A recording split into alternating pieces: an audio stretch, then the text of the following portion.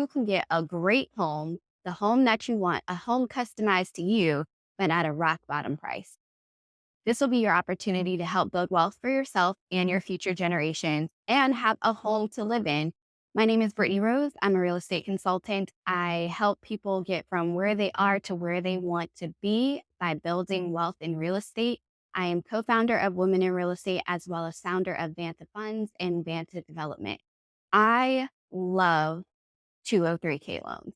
The concept is genius. You find a home in a great neighborhood and you customize it to be exactly what you want.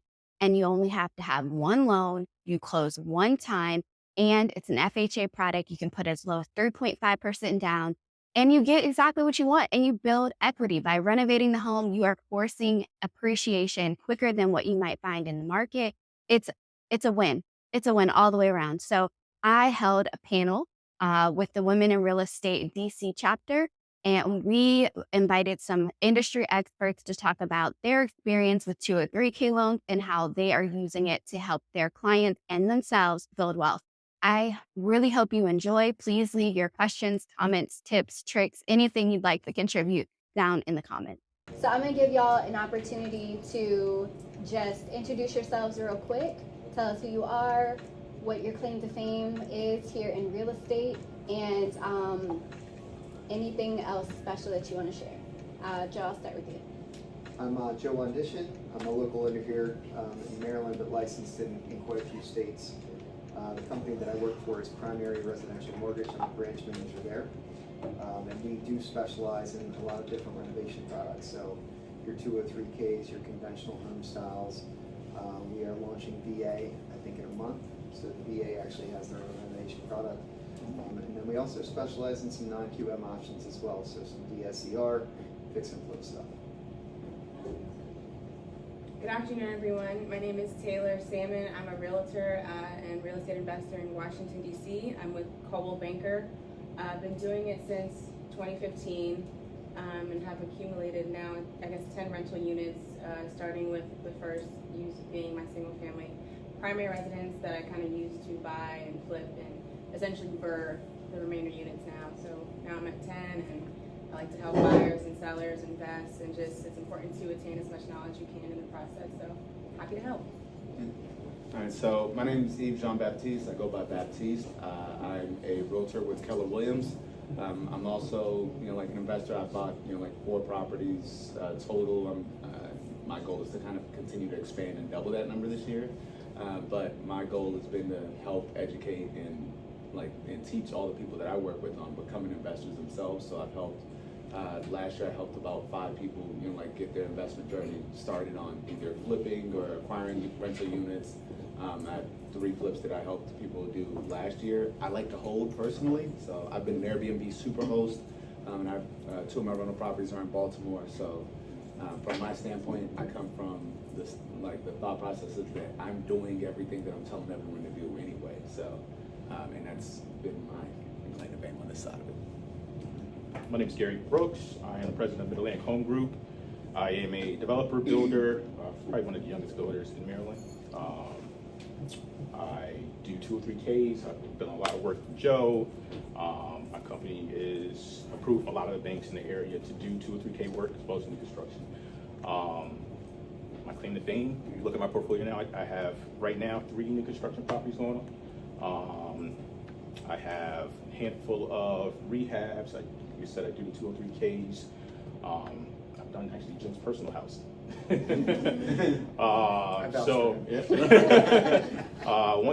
Once upon a time in my life, I was a realtor. So when I approach the contracting world, I kind of look at it through a different set of eyes. I feel like I know exactly what it is agent, is looking for, and also I know what the homeowner is looking for, right? So when it comes to, well, I won't even get into it. I'll stop there. Okay, we'll stop there. My name is Brittany Rose. I'm co-founder of Women in Real Estate. We are an educational and advocacy program platform for women in the industry, from home ownership all the way up to multifamily syndication. We have about 75,000 women and supporters of women in our network. I also am the founder of Vanta Funds and Vanta Development. I have my first development project in Houston, Texas currently, and launched my fund last year. I help everyday people invest in real estate completely passively, not like a rental property, completely passively, and earn 10 to 15% on your money per year. So that is my claim to fame. I put this together because I think beyond what I do for myself personally, I have a very strong desire to help people build wealth, particularly Black people build wealth. And it's really important to me that we use all of the tools available to get into home ownership and build a rental portfolio if that's what you so choose, or house hack, or whatever that looks like. So 203K loans, and I apologize in advance, I will say 403K sometimes. I'm talking about 203K loans, are really, really, really important tool that you can use to get into a great neighborhood and force appreciation by renovating your house before you even move in, right? So I think it's a lesser known tool, and I think some of the most important things you can do to be successful is to have a great lender who works on properties like these, and to have a great contractor who works on properties like these, and have an experienced agent who knows what to do to get you through the process successfully. So that's why I wanted to do this panel, and I'm going to kick it off with Joe. I want to talk about the nuances of the process of going through a 203K loan versus a more traditional mortgage, and what people should be aware of. What are the pitfalls? What are the mistakes that you commonly see? Sure. So, when you go to buy a standard property, something that's turnkey, the mortgage process is pretty simplified. We're going to get you pre-approved. You're going to get under contract for the property, and then an appraiser comes out and tells you what the value is. As long as everything's good, you get to the settlement table. With this property is not ready to go. So what we're lending on is value that doesn't quite exist yet. So when an appraiser goes out to this property, they're appraising on future value. That future value comes from a contractor's bid. Gary's going to go through that property before that even happens. So what I've seen in the past, and a lot of the pitfalls, is really partnering with the right people. If you don't have a contractor that is ready to go and buttoned up, and you're trying to turn a 203K process in 30 days, we're waiting on that. I can't get an appraiser out to that property until we have a bid that's pretty buttoned up and ready to go. Because he'll have no idea on what that future renovation value is going to be if we have a bid that's kind of thrown together. Once those pieces are put together from that standpoint, there's a whole department that's working in conjunction with this contractor to say, we know what we need from you now. We see what you're trying to do, and that's all going on behind the scenes. So it's not really all that much intensive, other than surrounding yourself with the right people and knowing what that scope of work is going to be. Yes? Do you take into consideration variances on pricing, those types of things? How does that land when you're trying to do that type of loan? As far as like that after renovation value and what you're getting the property for, or pricing from a renovation standpoint? Yeah, the renovation standpoint. Yeah, we ran into some severe issues into COVID because of the cost of lumber and other materials. Sure. Yes. So you had people that were buying houses, and literally 2 months later, the cost of the Sure. fence was double. So that's why I'm having, I want to see what happens in those scenarios, and the things that the contractor is trying to accomplish is just out of skew. If anybody's seen HGTV, the Property Brothers get in there and they open up the wall and there's something wrong, right? So, I'm just throwing that out there. That's always that's the only part that's always accurate. Yeah, that's the reality. So that's reality. So how do you price that into that whole loan process? And Yes. I would even expand that question a little bit just to say generally, right? Like I feel like there's a lot of different market factors that Sure. can impact Yeah. where your money, what happens with the money, right? It's twofold. So, yeah, Okay. it's the same. It's twofold. You've got a contractor that's going to prepare for those things, right? You also have contingencies built into the loan, between 10 to 20% for any either 2 or 3K limited, full, Homestyle, Those contingencies are gonna be based off whether or not there's utilities to the property. So if there's no water and electric, that contingency is gonna be much higher because you don't know what's going on behind those walls. That money doesn't go away. So let's say that we build in a 20% contingency, you settle and you're like, we didn't need any of this. The house was actually pretty buttoned up. That becomes a principal curtailment. So that money then just comes right off your loan amount. Oh, great, so it just sort of gets erased, if you will. Correct. Okay, Goes thank you. into the loan, yeah. If you throw it into the loan, two different, say that again? It's a curtailment, so it lowers your loan amount after Okay. settlement. So your term technically is gonna lower it. It's not gonna be your payment. Okay, thanks. I have a question. How do you do the credit approval for this, too? It's really no different than getting a standard credit approval for a standard mortgage. Oh, okay. The difference is that we're gonna bake in the price of the renovations. So we look at things from a total acquisition cost as opposed to, hey, I wanna buy a house for $300,000, but I want $200,000 worth of repairs. I'm gonna look at you as a $500,000 buyer to simplify. Oh. So the loan can only be at 203,000, right? Or it can be more. It can be at that time. The loan amount's gonna be more than your acquisition, because you're buying a house for $3 and you're Oh, putting okay, 2 but- into it. Oh, not that scenario, but just in general, what if it's not, like, what if it's lower? That's fine. Oh, okay. Yeah, and if, you can certainly buy within those means, and there's actually some really interesting variables from loan to value. 2 or 3Ks will allow you go up to 110% of LTV. Oh, in certain scenarios. And, So, sorry, go ahead. Oh, So when you do a 2 or 3K, Mhm. let's say the initial acquisition is 300, you get another 200. The loan payment starts immediately, or Great question. You can also bake in the cost of those payments, should that after renovation value support that, for up to 6 months. Oh, good question.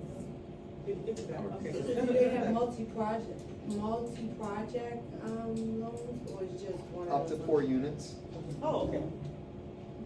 so on that same vein, what are the loan limits? Because I believe that they vary versus like Yeah, your that's what I was- location. Per county. Mhm. Per county, so FHA and conventional is gonna be very different.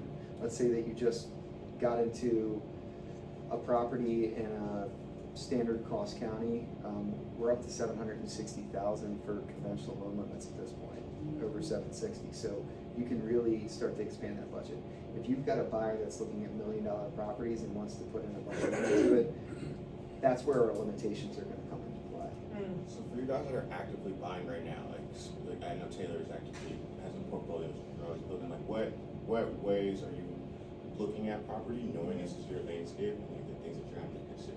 I'm looking at the ARV. So it's important that you look at comps to see what the property could be or will be once you put in you force appreciate the property. As a buy and hold, I'm also looking at what the property will rent for. Do I want to add more bedrooms, or do I just want to keep it cosmetic? All of these features change what the future value of the property is going to be. And I look at that number. Typically, if I'm just grading like high level, I'll say I want to buy it at least 50% off the ARV. Now in DC, that's very, very hard to come by. However, those are the immediate numbers that I look at. Like 50% off, it'll be $1 million, I want it for $500,000. Now, that doesn't always happen, but essentially that's the high level number. And then you can learn essentially a price per square foot for renovation. So the more you get into your properties and renovating, and then your HUD consultant is also going to be a huge factor in this, you'll get to learn like, okay, floors will be 3,000 or 10,000, but you look at like a price per square foot on the renovation, and from that number in DC, it could be anywhere from $100 to like $200 a square foot in a renovation cost. So you'll take that high level number and then you bake it in. Let's say I want to offer $200,000, it's going to cost me another $200,000, so I'm all in $400. But I know that I want to have an ARV of like $600 or $700. So it's important to know those key numbers before you even offer. I hope that makes sense or like answers your question. Definitely. If you are actually like guiding somebody through that process, right? Like your budding investor, if you will, right? Like how are you helping them need to Taylor's like have the considerations that Taylor has, and then are you interacting with the lender? Like are you pulling it? Like what do you do so that everybody's on the same page? So my premise has always been surrounding people with like the resources to do it, because like on my side of it, it's like finding the property.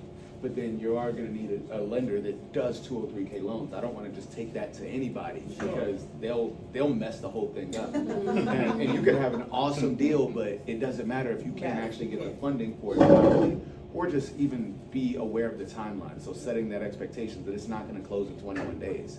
So you wanna have like a 45-day, like window, or just at least talk to the lender, hey, like this is the property, we're looking at it, there's the numbers, how fast do you think we can close it? And then doing all that research. So for me, early on in the year, last year, I helped my brother buy a property, and we're doing a 203K loan.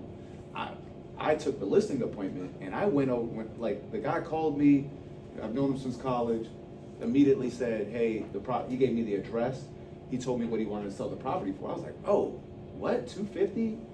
Walking distance to Suitland Metro Station? I was like, look, even if I knew 3 people that would buy it right then and there, and my brother was already looking in that time period, but I was like, look, this will never go to market. If they don't want it, I'll buy it.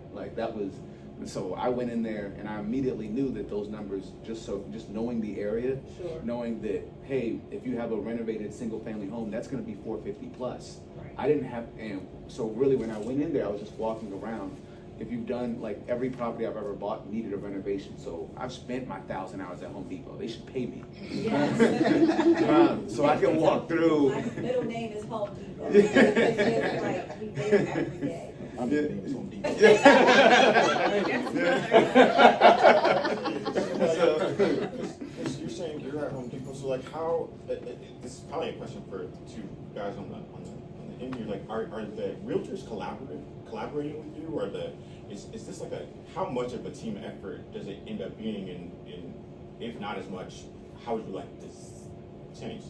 I would give my one comment before, I'll let you guys comment. My thing is that when I walk the property, I already have, I'll have an idea of the renovation, budget. So when we ultimately ended up closing on that at 280, and my forecast was we need about an $80,000 renovation, and that they're gonna add the contingency on top of that. So I knew that, hey, with the ARV at 450, you feel good about that deal working, because it's like, hey, if we're gonna say your budget's gonna be about 100 grand, 80 grand of that is gonna be your renovation. I felt good about that. They actually did come in when they got through the process, it was 90, so I was really spot on with the numbers.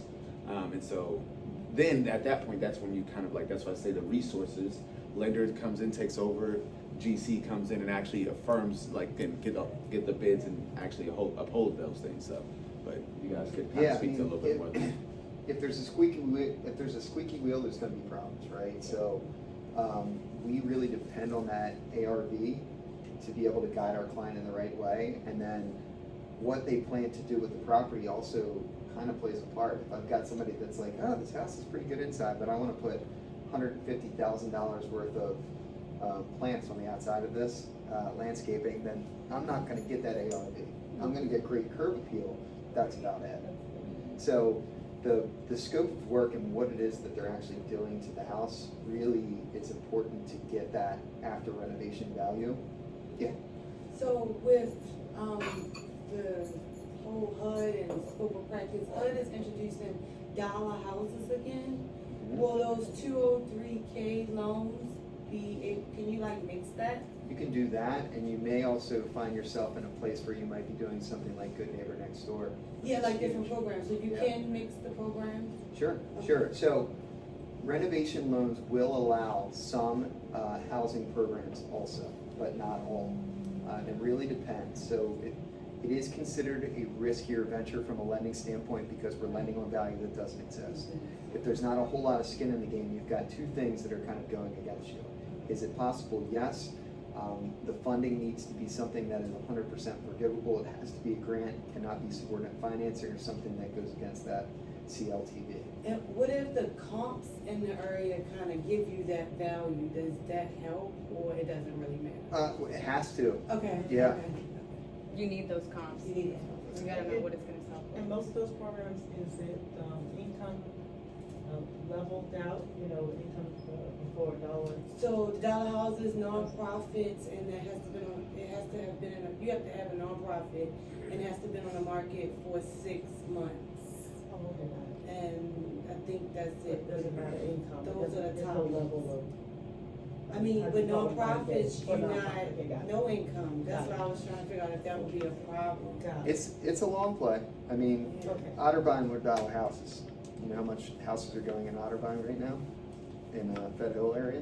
Oh, They got a, They were dollar houses. yeah, they got, they Yeah, still have them. County was the number one last year for 2023. Many, Yeah, many. yes, Yeah, that's why I said it's a long Live play. but- Baltimore, Wednesday, so they were in the top one, for sales for the 2023.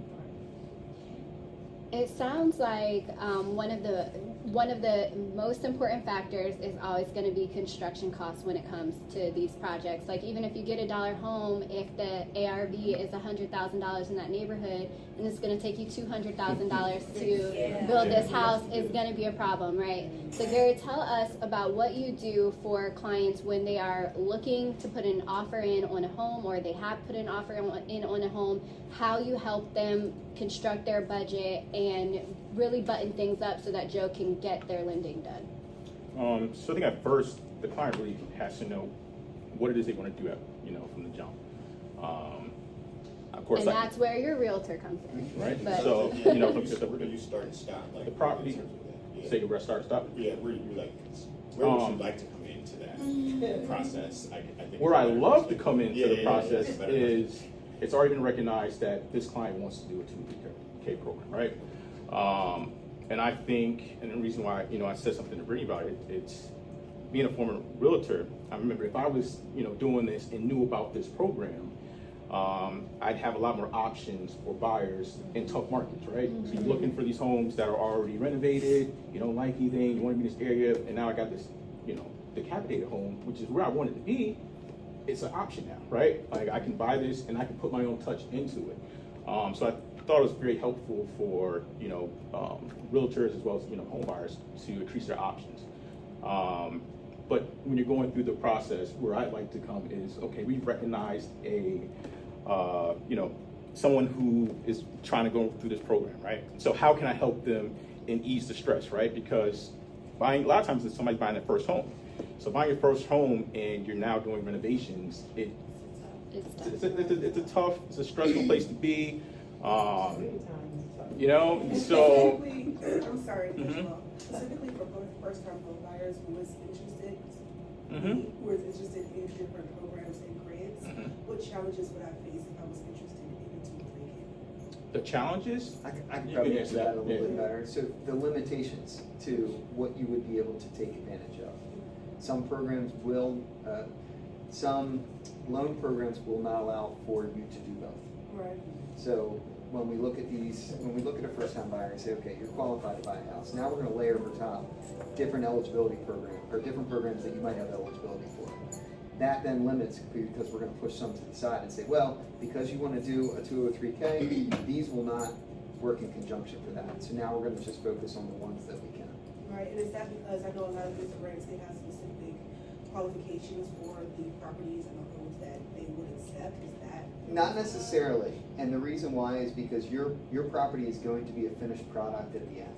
A 203K is a great tool to actually buy a property that's not ready, that wouldn't meet certain government specifications and make it that. We've actually saved loans because they didn't think they were doing a renovation. They did a walkthrough, it was an as-is sale, and they said, sorry, you can't do this. 203K made that a reality for them because they were able to do the renovations after the fact. Your limitations are going to be more based off of CLTVs, loan to values, whether these grants are forgivable or not, and work in conjunction with that. What? Go ahead. So what about people who may have just went into a mortgage and they figured out that the house was falling apart, but they're already locked into this contract that they may have just signed with this mortgage? So, are you talking about someone that has actually settled and owns Yes, this they property now? got in and now the roof is coming in, the basement is taking in water, and Home inspection went bad. Yeah. One, Like some due insurance diligence. Hold me. Honestly, this is a real Insurance. scenario. I had a family member who, before I came back to Maryland, closed on his house in Northwest Baltimore. So now he's coming to me like, what do I do? And I'm like, I don't know, like, They talk could- to your agent. They, Like, they could do a renovation refinance and Yeah. use this same product for the home that they own. Now, once again, ARV is everything, so the value has to exist in order to put the money into it. But I think he really got the house for dirt cheap. That's Well, Then let's it's even even better. Yeah, I Let me know. give you an So he example. won't have as much I debt. talked to Gary 2 weeks ago about a client of mine that was looking to buy a property from his brother. His brother was willing to let go of this property for next to nothing. The scope of work compared to the renovate or the comps in the neighborhood, this property needed so much work that he would have been underwater. There would have been no way to complete this.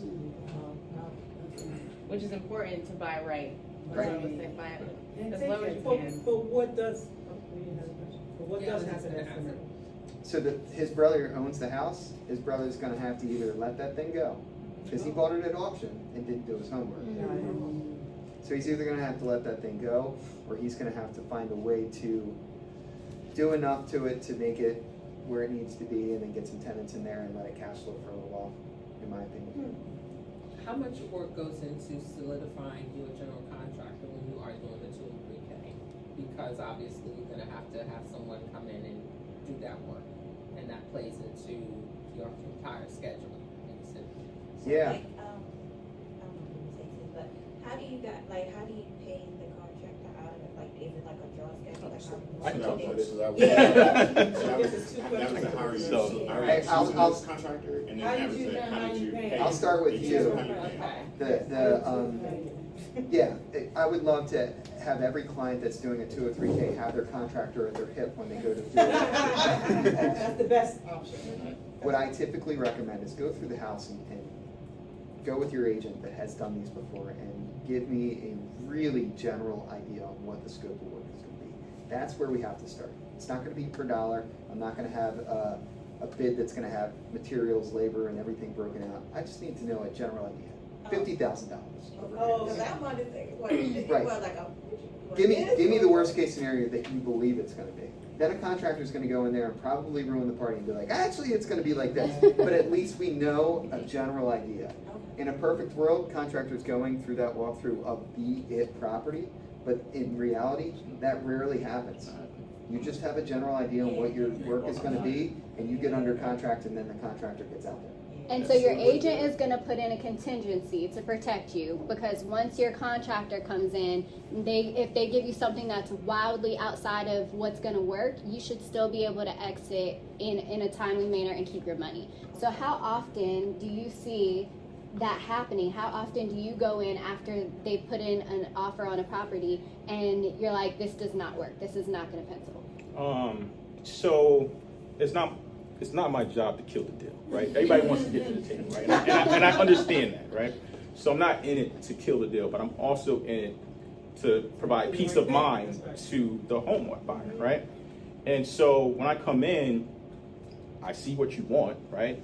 A lot of times what we want, we can't have, right? So I am the person who paints the picture, who's more realistic, right? Okay, I understand you want to do this, but this is where our numbers are. We can do this. Maybe let's take this out and do this later on down the road. What are your top 3 things that have to get done, right? And so I want to satisfy you, and so in the sense that if we can't do it all, the things that you can't do, you're okay with, right? Nobody wants to move into a home and feel like they're not happy.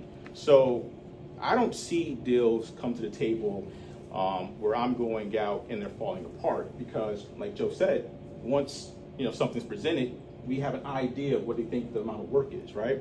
And so once the appraisal comes back, now we really know what we're working with, right? Like maybe we have even more room to do, extra things, and maybe we have less room. I kind of feel. Is there a baseline for you as the contractor to spend a little more time with, right? Is there a way I should be looking at the kitchen? The kitchen isn't. So I'm a believer of let the experts do what they do, right? You work at SSA, I'm not expecting you to come into this home and be able to pinpoint things that are wrong, right? So I think finding a contractor, that you have a good relationship with, that's me, is important, right? Because they're going to, see things that you just can't see, right? Like when I walk up to a property, the first thing I'm noticing, of course, is the roof. I'm noticing the fascia, the windows. I'm noticing structural damage. You know, I'm seeing all that before going inside the house, right? And so then I get in and I'm looking at, you know, the low bearing walls, I'm looking at, do I see leaning? I'm looking, you know, so my eyes just go to all these different places that the person right next to me wouldn't even recognize where it's going, right? So it really comes down to having a good relationship with someone, and that's the hard thing, right? Like you can't just expect to go on, you know, Facebook investor, you know, and see a contractor and think that, you know, that's just gonna work out. You know, I suggest, you know, starting within your network, you know, like referrals, you know, somebody who you trust, who has done, you know, somebody has done work for them, whatnot. You know, forget the pictures, because we all know pictures, you know, look good, you know, on the phone. Start there. And, you know, one of my biggest things is, you know, how the relationship is in the beginning. If you're not feeling comfortable dealing with that person, because it's an intimate relationship when you are, you know, doing construction, right? And so I'm dealing with, you know, attitudes, I'm dealing with emotions, you know, and so. What? How much is that? Right? You know, and so people don't, one thing that people, I'll get to you, one thing people don't realize is, as you are interviewing contractors, we're also interviewing you. And so I don't have to accept the job, you know, and if you are going to be a type of person who every second you're calling and you're, you know, I saw this at Home Depot, it cost this much, blah, blah, blah, blah, blah, and you're trying to, you know, you don't trust, you know, most likely I'm not going to deal with you because you're going to cause, you know, my life, my guy's life, you know, a lot of stress, right? And I'm not in this for stress. I'm in here to provide you with a great product. I'm in it so when you're done, you're going to refer me, you know, and so we all want the relationship to be beneficial.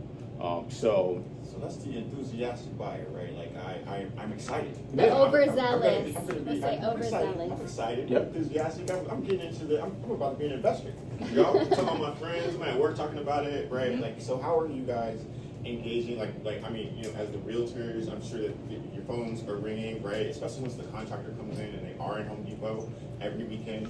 Every weekend, day. right? Every Like, day. how are you Every able to sort of realize that you are the professional and that what you are doing is trying to help them get to their end goal? Like, what are some ways that, I mean, just even for some of the first-time buyers to kind of think about not being that person, right? And that you guys are doing what you picked a good team. I would say that it's time, right? You know, time without schedule. So if I tell you the floor will be done in 2 weeks, don't keep asking me when the floors are done. You gotta get it. Like, you gotta give the contractor break some time. That's right. Like, you can't just go in like, oh, you expect the house to be done in 30 days. Like, no, that's not, well, whatever done is 30 days. Like, you have to understand, like, this is a process, this is how it goes. Certain things gotta be made before. So the concrete gotta be made before this. If concrete not done, this can't be done. It's a chain reaction. So you have to understand, like, it's a process. Like, so you won't be calling them every hour like they don't have other clients. You're not the only one. So you have to teach them like how to communicate. I would even go a step further and just realizing that when you're doing a 203K, once you really exceed a certain dollar amount, or just even depending on what you're doing, permitting is going to be involved.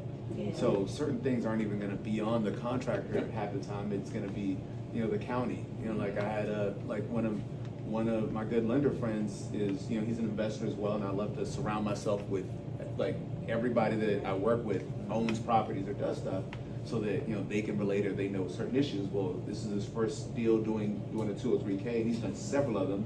But he did one in Annapolis. Annapolis had a totally different permitting process than everybody else, and they had the city of Annapolis permitting, and and just everything had to be by trade, and so, you know, like it just took much longer. So this 203K did take almost up to a year because he took the entire home back to the studs, and so it just lagged on, and it wasn't even on the contractors. Everybody did their trade almost like that, but then it had to, permitting has to come out, and then they have to inspect it, and then they won't be out for 2 more weeks. And it's on, and everything's like a conveyor belt. Nothing, you can't put drywall up until they certify. Yeah, so that's certain things that kind of play into it. I just wanted to ask really quick, in the 203, does your blueprints have to be approved by the lender? They need to see what those are.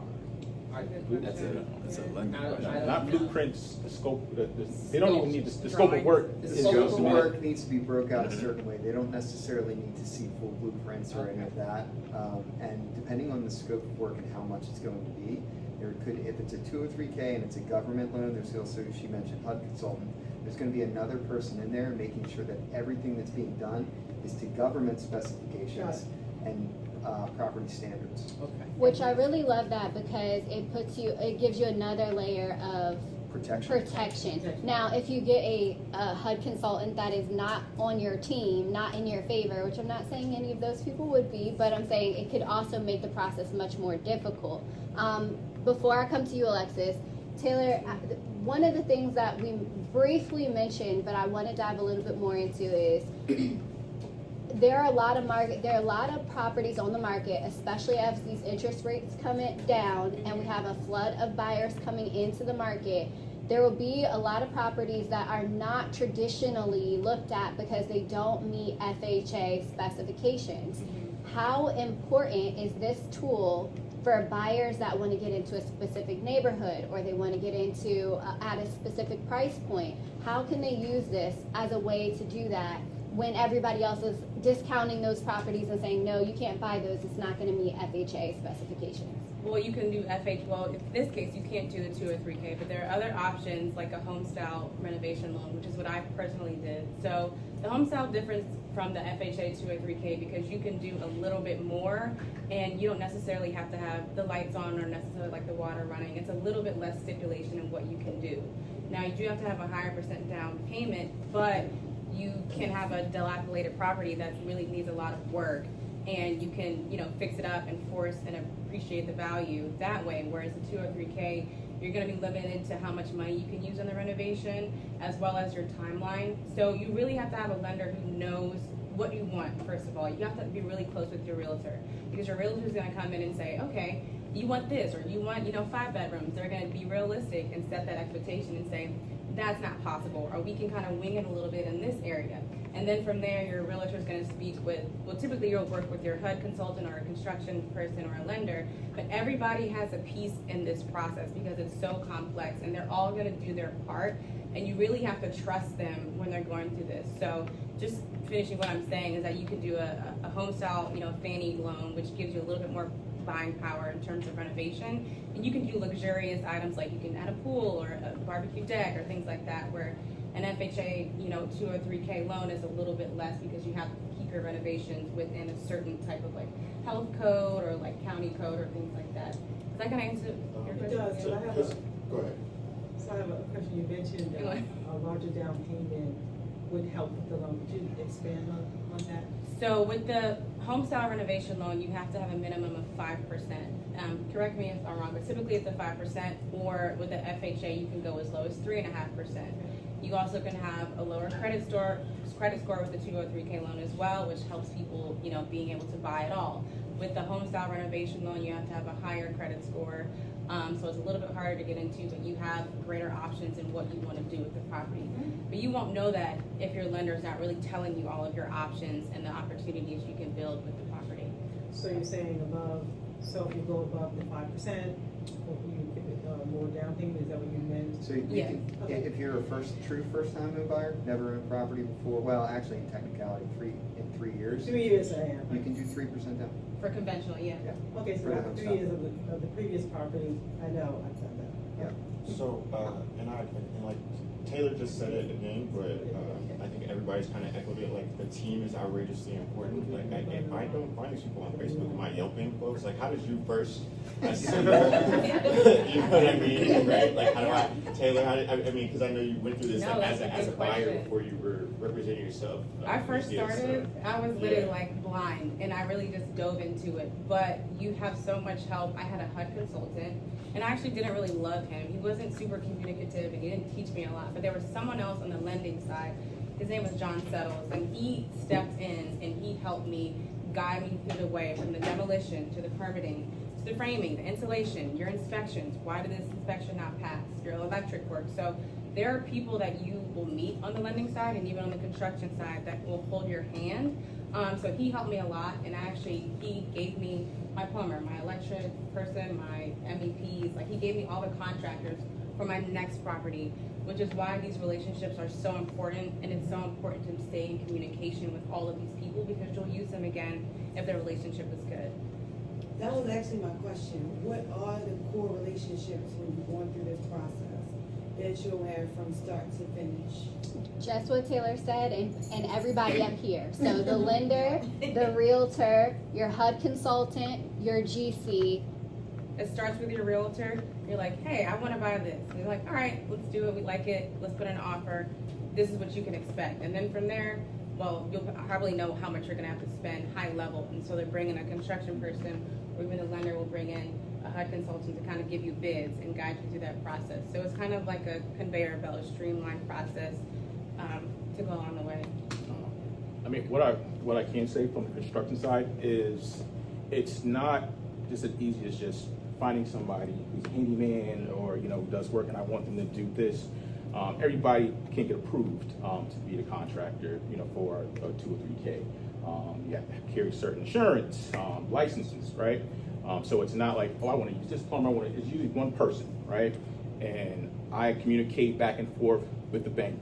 One of the, I think, is the best benefit, you know, of this is, you know, my industry gets a bad rap, you know, contractors, right? You hear stories about people getting screwed over left and right. And so I tell my younger sister, I said, you know, if you ever want to buy a house and you want it to work, I personally recommend this program because what it does is, for me as a contractor, I have to do work, you know, first, right? Like I put out my own money to do whatever, and I get paid on the back end after the inspector comes out and signs off that everything, you know, has passed inspection or is done right? So with that being said, you're not giving me. I'm sorry, let me know that because that's super important. Mm-hmm. That's one of the reasons why you need to use a contractor who has experience with this. How do I find you? We're here now. This is, you know, this is why we're here. But that, and that's what happens often. What you will see is a contractor, somebody will say, oh yeah, I can do this, and they don't even know what a 2 or 3K is, right? And then they get along this process, right? And they find out, oh, I gotta do what? Like, I can't do that. And they, you know what I'm saying, and they renege, or they want you to come out of your pocket, you know, the beginning to buy materials to start the name. You do not want to get into that situation, right? Question? Yeah, I did have a question. So how do you guys get paid out of this loan? So you know, when I give the scope of work, I break down into so the scope of work is just whatever it is you want to do, right? Mm-hmm. I have to present it to the bank broken down into labor and material, right? So labor, that's me, right? Material, that's what it costs me to acquire the material, right? So it's in there. So I'm getting paid from the draws. However, Okay, yeah, that's what I'm saying. Like, that's however. he doesn't get paid a dime until this loan settles. So Right. he's Yes. sweat equity until this thing settles. Because you are not going to pick up a hammer Yep. or shovel until you own that property. Mhm. You're not going to do any repairs to somebody else's home. So if you are the borrower that is doing a renovation product, everything is theoretical until you own that home. Mhm. And then depending on the loan program, he's going to get a draw. But typically the draw is going to be for materials only at the Yep. beginning. I was just Yeah, saying, you so- own them all No, before you because- break ground. And then I'm signing a release at the end so that I can't put a mechanic's lien on the I was property. gonna say, if it's a 203K Mhm. and you get approved, Mhm. but have you gone to closing Close before? the house, right? I just wanna That understand. contractor is not going to lift a shovel until you've gone to settlement and you own that property. Okay. So you close on the home. Yeah, can you tell me how that, Yeah. how does that work? Yeah. So you're gonna close on the home, you're gonna go to settlement, you're gonna close on the home. Your contractor is gonna have to put up the money for the materials and put their own And work labor. and labor into it. Then once they get to a specific part of the scope of work or the draw schedule, they'll say, hey, I'm done with this. The bank is gonna send out somebody and they're gonna sign off and say, hey, he did this, and then they're gonna issue the money So I could be to the 50, 60, 30 contractor. in the hole. But it might not be all of the money for his labor. It's gonna be the money for the materials, but it might not be all the money for the labor. Which is why she says it's so important that you have somebody that is familiar with this, because they could be expecting a fat paycheck at settlement, and they're only getting a little bit to get this going. Yeah. So I'm gonna ask kind of a dumb question, and it might be. It's not a dumb question. So, is the 203K loan a separate loan from the loan that you're using to purchase the home? It is all in one. It is It all can be in one. broken up mentally, but it is one single loan that's distributed specifically by the title company at the end. So you are being qualified for one loan that encompasses both acquisition and renovation. And that's the advantage of this program, because normally you would have to acquire the property and then you would have to find the funds to do the renovation. This program will allow you to do everything in one swoop. But it's just a specific timeline and process. Yes, Mhm. okay. So the timeline is, you own it, you've closed, and then the renovation basically starts from that point. But we have prepared for said renovation leading up to Got settlement. So it. it's not like you get to the table and you're like, all right, now how much The is this gonna you be? can't get in the We house already know. if it's not. Yeah. Okay, And you got it. possibly could be making loan payments because you closed, You could, depending on, Unless you wrap it in. unless you wrap it in. Now, one, remember mortgage payments are paid in arrears, so unlike rent, in Yes, the rental I business, you know, understand, yes. pay to stay. But yes, that, and a lot of times if we're talking to clients, or if you are a client that's looking to do this, you have to prepare to be displaced while these are going on. If anybody has lived through a very minor renovation, it's a nightmare. Think Yeah. about a large renovation. It sometimes is impossible to live there if you don't have a, like Exactly, so a you're use and occupancy. closed, you have no place to live technically for that period of time. Correct, so you wanna make sure that either where you're staying now is someplace that you're gonna be able to stay, or you have this temporary housing that you're gonna be able to do in that interim, depending on how long this is gonna But take. as an investor, it's not as Correct, very different. problematic. Yes. And I know we had talked about permits before, and I know it's gonna vary, depending on the city, the county, whatever, but would the permits be dependent on how much of a renovation is needed? Or is it on the city, like, what is that? It depends on what it is that you're doing, the scope of work, right? So if I'm painting the wall, I don't have to pull a permit to paint the wall, but that's for your contractors to know. Like you're doing plumbing, you're doing, these things require permits to be pulled. And do you also have to, does it have to be at a certain point in order for you to, like, be able to live in it or occupy the space? Yeah. Or is it just up to me as the owner, my comfortable with what I want to do? I think it's that as well as the contractor working on it, right? Because I'm not gonna take the liability of you living, in the property while I have. So then also to that Yeah. point, are That there is the specific same question. insurance that you have to have when you have this inflow?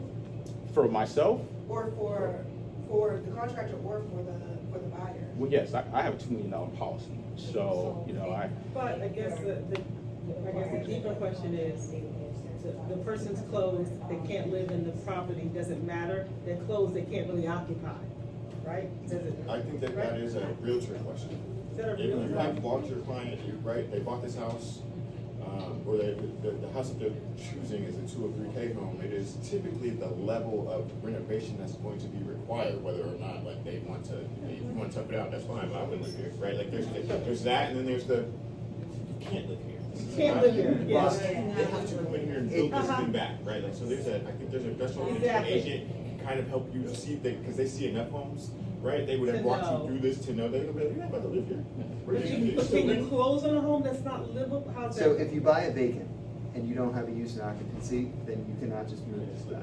Got it. If you own your house and we're doing a renovation refinance and decide to redo the That's kitchen, different. no one's gonna come and kick you out of your own Yeah, house. but that's different, I Correct. get that, but the point of a house that's just not livable, you have to close in this particular loan, and then you have the renovation, right? So, but you can't live there. Because your realtor's don't have not a- gonna be yelling at. you don't have a use the and lender, occupancy. You don't have right? use an occupancy, but you can close. The whole point of the loan is to get it, so now it Got it, can okay, get you. got it. Just- because They're you expecting can't that. start until you Got actually there. close. But some loans you can't close until you have use and occupancy. Yeah, so Right. that's the whole purpose of Okay, the got it. This to me was, we don't see it like realistically right now. I think foreclosures are about like 3% of the market, 2% of the market, but like when you had foreclosures that were like 19, 20% of the market, that was the only way I counseled anyone to buy a foreclosure was to use the 203K, especially if you're using an FHA, because it wasn't gonna. If you try to use the FHA loan on a foreclosure, the bank's not gonna make any repairs. Nothing. So, and a lot of times they winterize the property, which is gonna be an immediate red flag. So immediately I told them, if you're looking at this, you're gonna have to use the 203K, but it may not need so much work. It might just be you're just going to have a small budget, and it just really depends on what you're doing. The whole point of using a 203K loan is that you're not going to have a property where you're going to have significant equity when you close. So that, like in my example that I gave earlier, my client was getting, like my brother, but he's getting them almost with 90K worth of equity when he after he closed. That's not possible. Like if you buy a home that's already renovated, because that person that's selling it to you, they get all that work, so they selling you at, they selling it to you at, $450, but instead he's all in at $360, and that ability to have all that equity, there's a little bit of a sacrifice that's going to be made. He couldn't live in that property for the next 6 months, and so you're going to have some options. Like he had enough equity to roll those mortgage payments into. Does he want to do that? Does he want the lower mortgage payments? So there's going to be some decisions that you have to make as a realtor. When I walked through, I said it's going to need 80K. This is the ARV. This is how long I think it's going to take. I was like, realistically, the work, if you didn't have to pull a single permit, would take you 2 to 3 months. If you're going to plan on permits, I think it's going to take you 6 months. We are literally on track for every single item that I hit on it, but that's just knowing and having done a few of these, being an investor yourself, walking through properties, knowing what flooring costs, what painting costs, and all those things, and then factoring in that, people don't work for free. So, that contractor needs to earn a living. And if they're really a professional, if they really know what they're doing, whatever you paid them is not enough. So that's where I look at it, and I just try to prepare those expectations up front so that you're not thinking about, oh, you didn't tell me this and that. And there's always something that's going to go wrong because it's construction. But that property brother statement, that is true. So, quick question: do you have to own the land that the home is in order to qualify for a 203K loan? Because some South houses in Baltimore City have ground right. So it's sort of a loaded question, and I'll explain why. If you were buying a mobile home and it had ground rent, it's a very different situation than if you buy a property that is leasehold in Baltimore City. If you buy a mobile home, it's really just considered a recreational vehicle on somebody else's land. If it has ground rent. If you have ground rent in Baltimore City, it is unlike anywhere else in the country. But in technicality, you do own the land. There's just this lease that you are paying. This is a whole different conversation.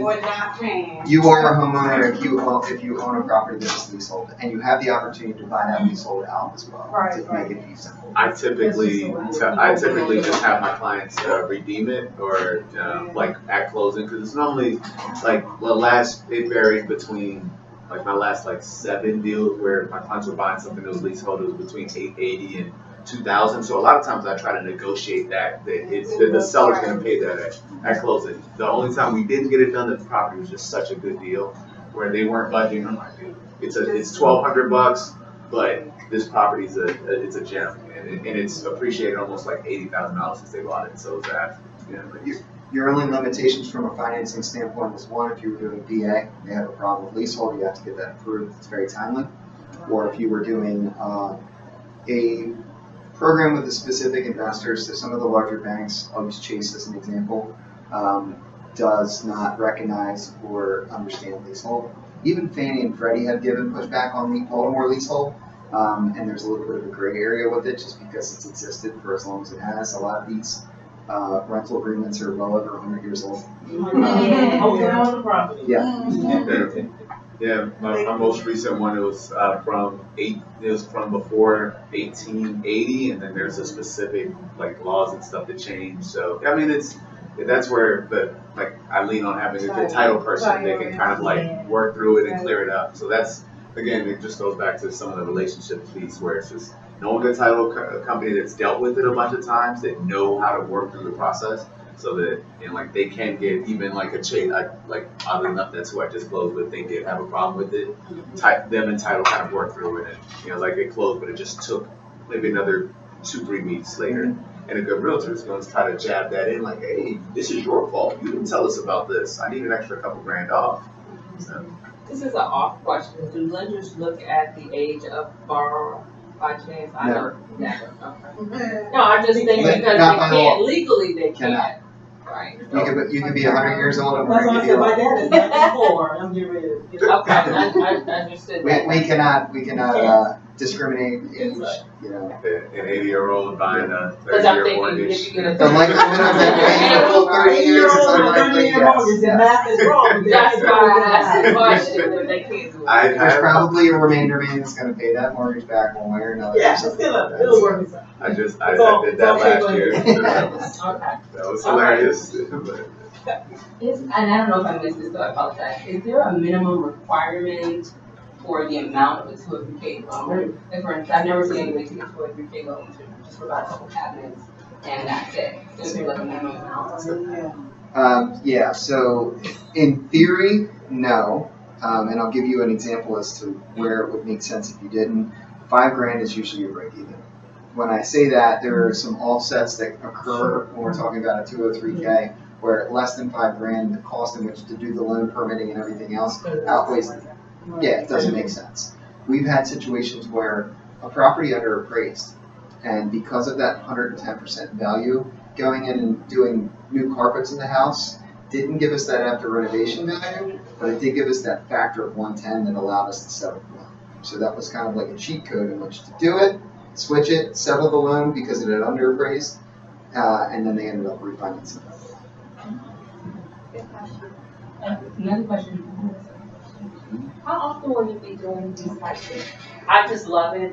First time I'm attending, but it is so valuable in the information. And for me, a soon-to-be homeowner, I should say, having the panel of this different, experts helps. And you can ask a general contractor question. You can ask a realtor.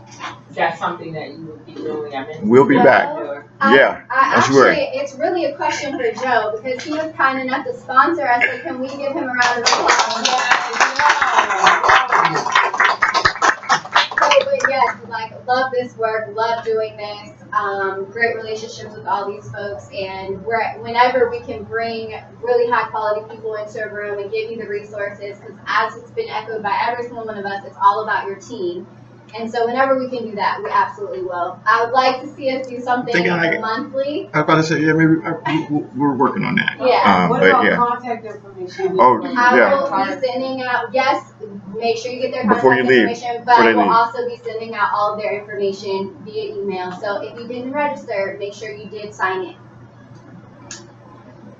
Other questions? Did you have any questions? I don't know if there are any minimum requirements of the contractors.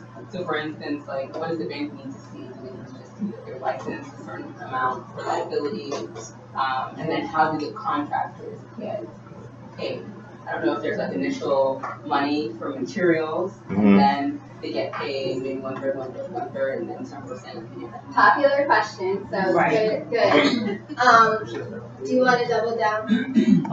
On the credentials that they should look for if they aren't in your area. So one of the things I submit over to the bank is my insurance. So they need to see that I'm covered to a certain amount. I have a $2 million policy, which exceeds the minimum. So once they see that, I'm licensed in HIC. Contractors need to see that license. My builder's license doesn't matter for 2 or 3K, but you have to have those credentials. Is it like the Angie's List for So I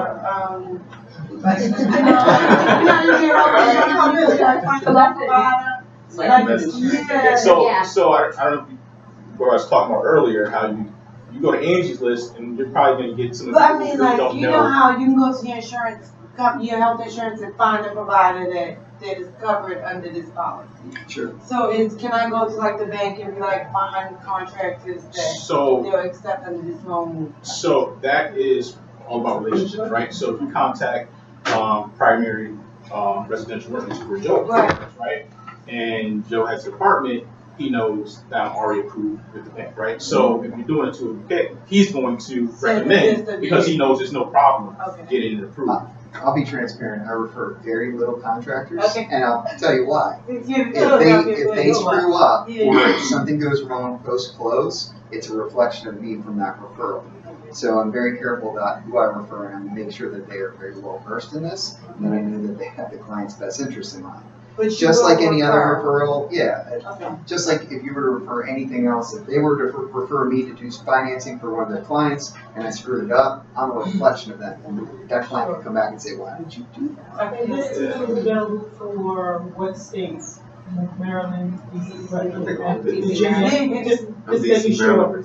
And Virginia? Yeah. Okay. So my company operates in Great Baltimore and I'm all America when it comes to new construction, but my primary basis is in Baltimore. It's Baltimore. And then to answer your question, because we didn't get to the second part, we were talking earlier about how there will be a draw schedule. The contractor typically is going to put up his money for labor and materials. Once it's approved by the bank, then he'll be reimbursed for these materials, typically. But hopefully for both, but So because you're competing in Baltimore, it's according to their job schedule, or to the very end. so they don't have to put up all the materials in the beginning. No. Once you couldn't do any GC work. So hold on, I'm not licensed. you're not licensed. Wait, so because let's say you're doing a full renovation, materials can be a lot. You can get up to 50 in some products like the Homestyle. You can get 50% materials up at sales. Okay. They get mine at 30% materials. It also depends on the bank and the contractor. So those draws are a little bit loose. It depends on the company that you use for the draw schedules and what they will allow as well. There's a lot of safety nets after settlement because of what we're lending on future value. So we want to make sure that all that money doesn't go out and then the project doesn't get done because then you have an asset that has a big problem. So this is like you're not licensed in Virginia. But let's say I know you, we're friends, and I say, hey, I just want you to come and look at this, just to talk to me as a friend. You couldn't do that. Mm-hmm. Okay. I could do that. I'm just asking your I do that for all my college buddies. Right. I just want to make sure because one thing I will say though, when you're going through that renovation process of choosing your construction person, I always recommend getting at least 2 to 3 bids. I don't know if the vendor has stipulations behind that, but it's important to get a couple quotes so that you can compare and contrast. Let's say one plumbing is going to be like 20,000 and the other is 10. Well, those are 2 very different numbers. I thought we were friends. You see that? He's right though. But he's never do that. No, that's actually a smart thing though. So this may be a question for him, but I think above a certain amount that's a requirement So that you use 3 bids. Well, you have a HUD consultant as well, depending on if it's a full 203K, that's also going to be going through that bid and making sure that there isn't, one, any deficiencies in the scope of work, but two, the cost of it is supported. So if he sees a bid and putting up paint on the wall is going to be $50,000, he's going to be like, what is going on here? So he is actually in the borrower's corner as well to make sure they can take it. And yes, sometimes they do need multiple. I would like to broaden that bit of advice of the 3 bids to not just the contractor. I think that in terms of setting up your team and deciding who you're going to be working with to go through this process, make sure you like everybody, right? You should talk to 3 realtors so that way you know that guy is a plan. You don't know each other if you get to talk to 3 different people to know that you have really good. This is a really great group of folks. Honestly, I don't know me, but I would not say that if I didn't mean it. These guys are definitely cream of the crop. And there are folks out here that are not, right? That genuinely are not really good at it, and you have to know that. And so even when if you are doing business out of town or what have you, the team that you pick, don't box them in, right? If you're gonna be, say you moving to LA for the summertime, you're gonna be here in the winter, I got some contacts out there, right? If you kind of to your question, I think where you were like, how do I find the people? And he's saying, you do have to lean on your network. lean on the people you already trust, right? 'Cause you kind of Shameless plug, Wire has 75,000 people in our network. Brittany's one of the people Wherever too. you are, Yeah. I'm sure I can find your Yeah. So, but yeah. And yes, I will send you more information about Wire. So I love that. It's like a room full of women. If you don't know anything about women in real estate, definitely talk to Cindy in the back. Actually, just all my Wire members, just raise your hand so everybody knows who you are. So, just so, like, if you're ever interested in just collaborating from investment to development, multifamily, fix and flip, Airbnb, short-term rental, like, all of it. We have all of it, and we want to support you. Final thoughts from the panel. We'll start here. We'll go down. What are some of the big, what's one thing that you're looking forward to this year in your business, or like that you're working on a cool project, anything like that, too, if that happens?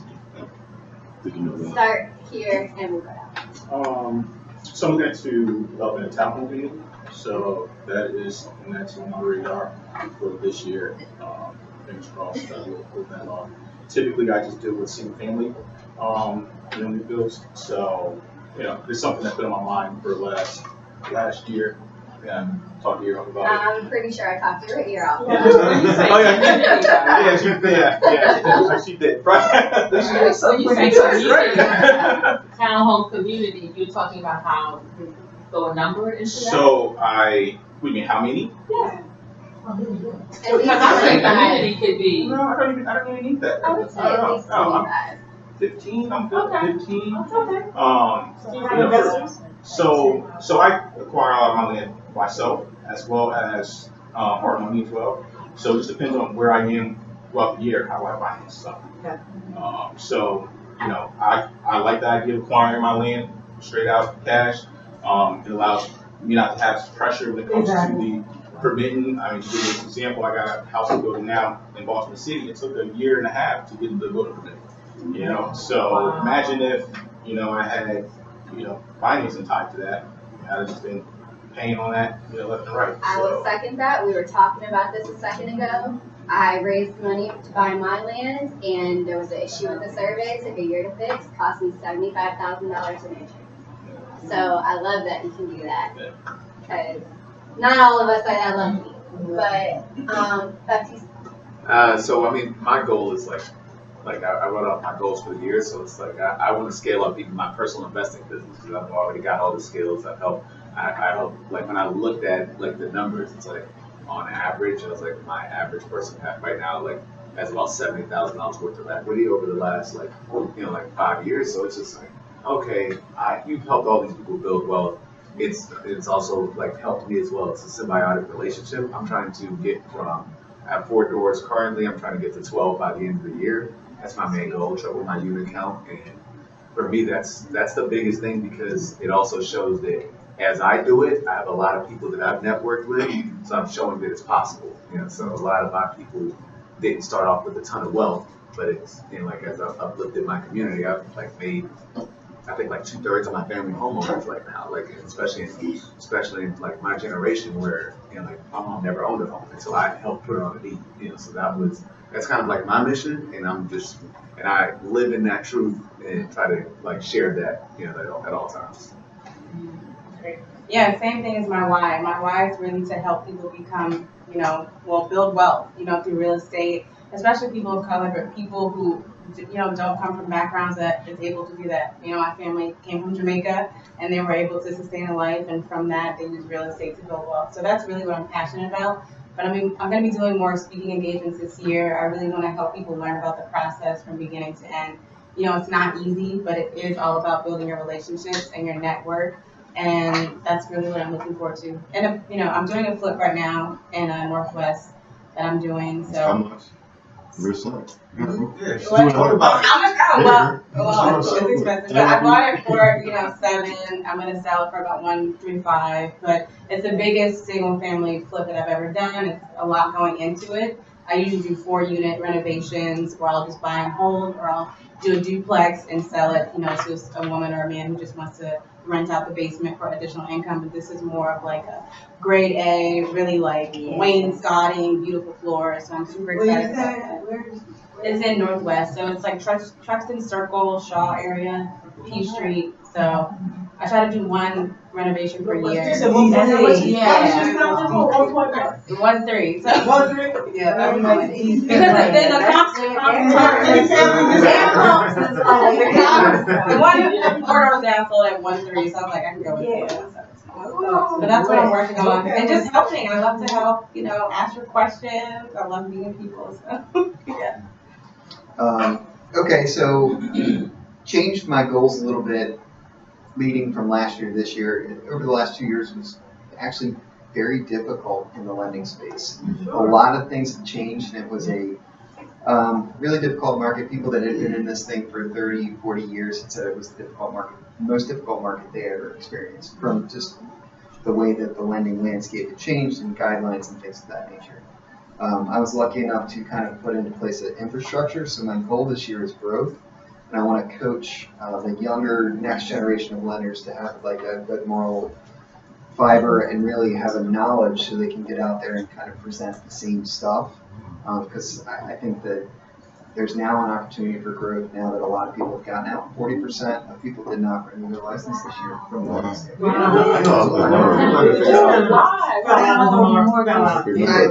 lot of people got in 21 where Flamin' Young was falling from the sky. And then they realized, and then they realized through 22. Everybody was behind it.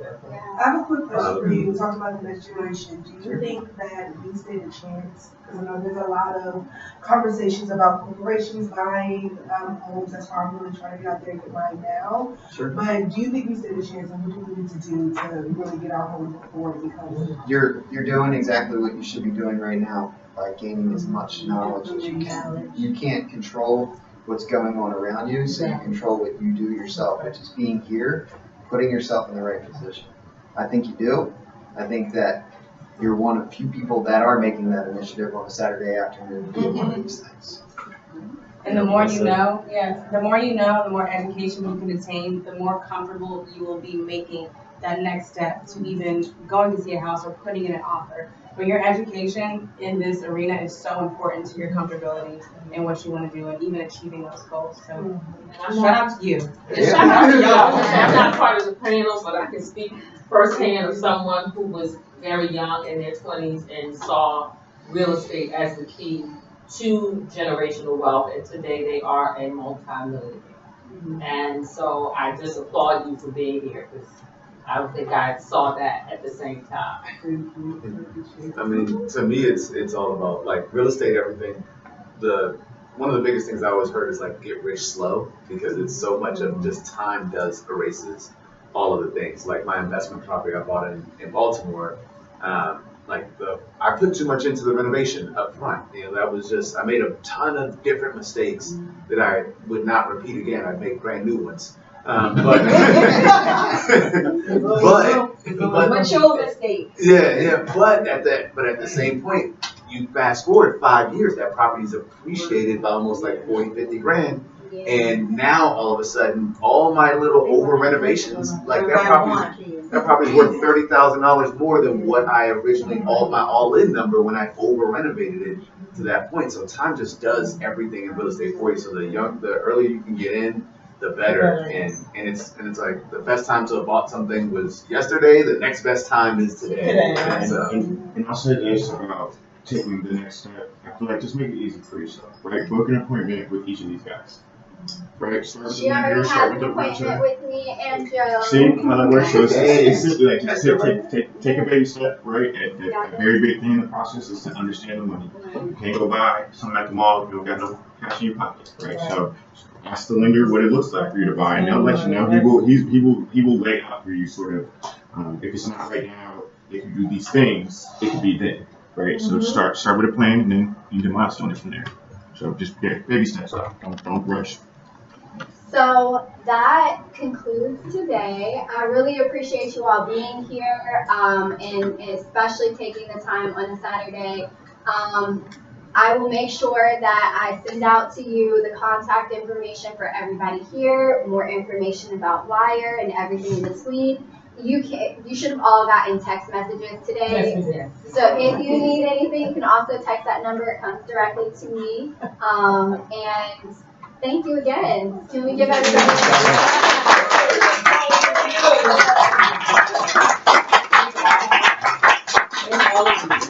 Thank y'all so much. Have a safe evening and a great weekend. All y'all.